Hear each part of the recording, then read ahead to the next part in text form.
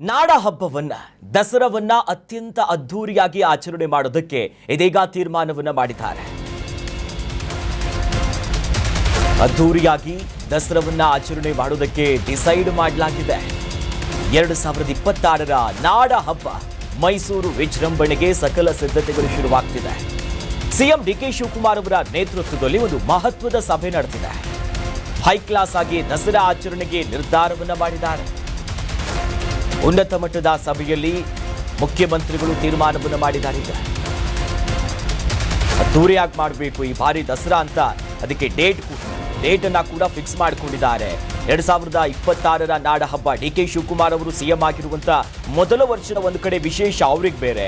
ಆ ನಿಟ್ಟಿನಲ್ಲಿ ಹೇಗೆ ಸಾಗಬೇಕು ಈ ಮೀಟಿಂಗ್ನಲ್ಲಿ ರಾಜವಂಶಸ್ಥರಿದ್ರು, ಆ ಭಾಗದ ಜನಪ್ರತಿನಿಧಿಗಳಿದ್ರು, ಮುಂದುವರೆದಂತೆ ಯದುವೀರವ್ರನ್ನ ಕೂಡ ಗಮನಿಸಬಹುದು. ನಾವು ಒಂದು ಕಡೆ ಸಂಸದರು ಹೌದು, ಮತ್ತೆ ಅರಮನೆ ವಿಚಾರ ಅಂತ ಬಂದಾಗ ಯಾವ ರೀತಿಯಾಗಿ ಹೋಗಬೇಕು, ಆ ಕಾರ್ಯಗಳನ್ನ ಹೇಗೆ ನಡೆಸಬೇಕು, ಈ ನಿಟ್ಟಿನಲ್ಲೇ ಉನ್ನತ ಮಟ್ಟದ ಒಂದು ಸಭೆಯಲ್ಲಿ ತೀರ್ಮಾನ ಮಾಡಿದ್ದಾರೆ. ಬಹಳ ಚೆನ್ನಾಗಿ ಹೋಗಬೇಕು, ಇವಾಗ ವ್ಯವಸ್ಥಿತವಾಗಿರಬೇಕು ಅನ್ನೋ ನಿಟ್ಟಿನಲ್ಲಿ ಈಗ ಬಹಳ ಸ್ಪಷ್ಟವಾಗಿ ದಸರಾ ಹಬ್ಬಕ್ಕೆ ಪೂರ್ವಭಾವಿಯಾಗಿಯೇ ಸಿದ್ಧತೆಗಳು ನಡೆಸುವುದಕ್ಕೆ ಒಂದು ಸಭೆಯ ಮೂಲಕ ಗ್ರೀನ್ ಸಿಗ್ನಲ್ ಸಿಕ್ಕಿದೆ. ಮುಂಬರುವ ಅಕ್ಟೋಬರ್ 11ರಂದು ವೇದಿಕೆಯ ಕಾರ್ಯಕ್ರಮ ಇರುತ್ತೆ. ದಸರಾ ದಿನ ಅಧಿದೇವತೆಗೆ ಪುಷ್ಪಾರ್ಚನೆಯ ಮೂಲಕ ವಿದ್ಯುಕ್ತ ಚಾಲನೆಯನ್ನ ಕೊಡ್ತಾರೆ. ಬಳಿಕ 10 ದಿನ ನಡೆಯುತ್ತೆ ನಮ್ಮ ನಾಡ ಹಬ್ಬ ದಸರಾ. ವಿಜಯದಶಮಿ ಕೊನೆಯಲ್ಲಿರುತ್ತೆ. ಈ ನಿಟ್ಟಿನಲ್ಲಿ ಅಕ್ಟೋಬರ್ 11ಕ್ಕೆ ವೇದಿಕೆಯ ಕಾರ್ಯಕ್ರಮ, ನಂತರದಲ್ಲಿ 21ರ ಮಧ್ಯಾಹ್ನ ಬಹಳ ವಿಶೇಷವಾದಂಥ 4:10ಕ್ಕೆ ಒಂದು ಮೆರವಣಿಗೆ ಸಾಗುವಂಥ ವಿಚಾರಗಳಿರುತ್ತೆ. ಮೀನಾ ಲಗ್ನದಲ್ಲಿ ಜಂಬೂ ಸವಾರಿ ಸಾಗುತ್ತೆ, ಬಹಳ ವಿಶೇಷ ಆಯಿತು. ಬನ್ನಿ ಮಂಟಪದವರೆಗೆ 5 ಕಿಲೋಮೀಟರ್ವರೆಗೆ ಜಂಬೂ ಸವಾರಿ ಸಾಗುತ್ತೆ. ಚಿನ್ನದ ಅಂಬಾರಿಯನ್ನ ಹೊತ್ತು ಗಜಪಡೆ ಸಾಗುವಂಥದ್ದು ಬಹಳ ವಿಶೇಷ. ಈಗ ಟೈಮು ಡೇಟು ಮತ್ತೆ ಸಂಪ್ರದಾಯಬದ್ಧ ಆಗಿರುವುದರಿಂದ ಎಲ್ಲ ಕಾಲಗಳನ್ನು ನೋಡ್ಕೊತಾರೆ. ಯಾವ ಲಗ್ನದಲ್ಲಿ ಹೋಗಬೇಕು, ಎಷ್ಟೊತ್ತಿಗೆ ಈ ಪೂಜೆ ಮಾಡಬೇಕು, ಆ ನಿಟ್ಟಿನಲ್ಲಿ ಸರ್ಕಾರ ಮತ್ತು ಅರಮನೆ ಸಂಬಂಧಪಟ್ಟಂಥ ಎಲ್ಲರೂ ಕೂಡ ಒಂದು ತೀರ್ಮಾನಕ್ಕೆ ಬಂದಿದ್ದಾರೆ. ಅಕ್ಟೋಬರ್ 11ರಂದು ವೇದಿಕೆ ಕಾರ್ಯಕ್ರಮ ಇರುತ್ತೆ. ಅಧಿದೇವತೆಗೆ ಚಾಮುಂಡಿ ತಾಯಿಗೆ ಪುಷ್ಪಾರ್ಚನೆ ಮಾಡೋದ್ರ ಮೂಲಕ ಕಾರ್ಯಕ್ರಮಕ್ಕೆ ಚಾಲನೆ ಸಿಗುತ್ತೆ. 10 ದಿನ ನಾಡ ಹಬ್ಬ ಇದ್ದೇ ಇರುತ್ತೆ. ಇನ್ನು ಈ ಅಕ್ಟೋಬರ್ನ 21ರ ಮಧ್ಯಾಹ್ನ 4:10 ಮೆರವಣಿಗೆ ಮೀನಾ ಲಗ್ನದಲ್ಲೇ ಜಂಬೂ ಸವಾರಿ ಹೋಗುತ್ತೆ. ಬನ್ನಿ ಮಂಟಪದವರೆಗೂ 5 ಕಿಲೋಮೀಟರ್ವರೆಗೂ ಸವಾರಿ ಇರುತ್ತೆ. ಇನ್ನು ಚಿನ್ನದ ಅಂಬಾರಿಯನ್ನು ಹೊತ್ತು ಸಾಗುವಂಥ ವಿಶೇಷ ಗಳಿಗೆ ಅದು. ಅದನ್ನು ಕಣ್ತುಂಬಿಸ್ಕೊಳ್ಳೋದಕ್ಕೇ ಈಗಾಗಲೇ ವಿಶ್ವವಿಖ್ಯಾತ ಆಗಿರುವಂಥ ದಸರಕ್ಕೆ ಜಗತ್ತಿನಾದ್ಯಂತ ಜನ ಬರ್ತಾರೆ.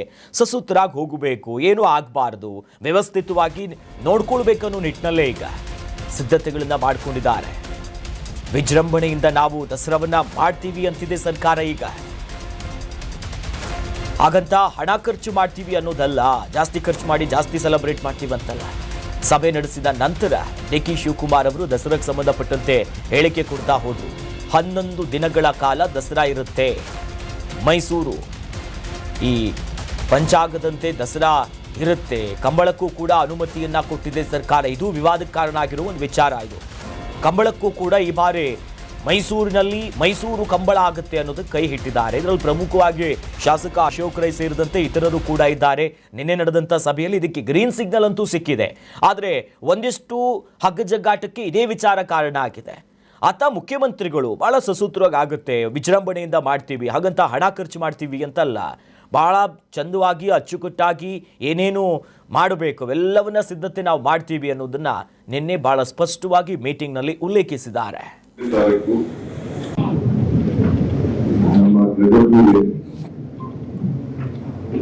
26 ಆಗಸ್ಟ್ 26ರಂದು 10 ಗಂಟೆಗೆ ನಡೆಸಲು ಈಗಾಗಲೇ ನಮ್ಮ ಜಿಲ್ಲಾಧಿಕಾರಿಗಳು ಧಾರ್ಮಿಕವಾಗಿ ಎಲ್ಲ ಸಂಪ್ರದಾಯದಂತೆ ಎಲ್ಲ ವಿಚಾರಿಸಿ ಸರ್ಕಾರಕ್ಕೆ ವರದಿಯನ್ನು ಕೊಟ್ಟಿದ್ದಾರೆ. ದಸರಾ ಮಹೋತ್ಸವದ ಉದ್ಘಾಟನೆಯನ್ನ ಅಕ್ಟೋಬರ್ 11ನೇ ತಾರೀಕು ಬೆಳಿಗ್ಗೆ 11:50 ದಿನಾಂಕವನ್ನು ನಿಗದಿ ಮಾಡಲಾಗಿದೆ. ಜಂಬೂ ಸವಾರಿ, ನಂದಿ ಧ್ವಜ ಪೂಜೆ 21ನೇ ತಾರೀಕು ಅದೇ ಅಕ್ಟೋಬರ್ 10 ತಿಂಗಳು 26 ಮಧ್ಯಾಹ್ನ 1:30 ಗಂಟೆಗೆ ನಡೆದಿದ್ದು ಈಗಾಗಲೇ ದಿನಾಂಕವನ್ನು ನಿಗದಿ ಮಾಡಲಾಗಿದೆ.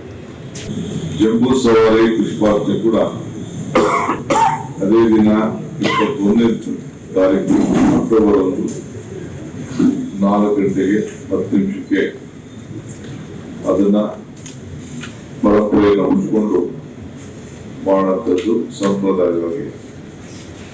ಸೊ ಈಗ ಒಂದು ನಮ್ಮ ಜಗತ್ತಿಗೆ